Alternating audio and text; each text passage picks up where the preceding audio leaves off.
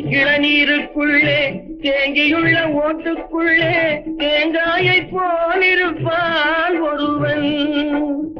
தென்னை இளநீருக்குள்ளே தேங்கியுள்ள ஓட்டுக்குள்ளே தேங்காயை போலிருப்பான் ஒருவன். அவனை தெரிந்து கொண்டால் அவன் தான் இறைவன்.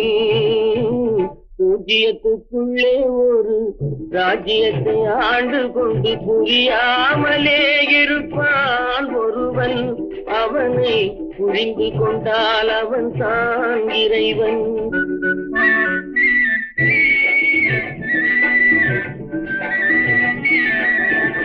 முற்றும் கசந்ததென்று பக்கறுத்து வந்தவர்க்கு சுற்றமென நின்றிருப்பான் ஒருவன்.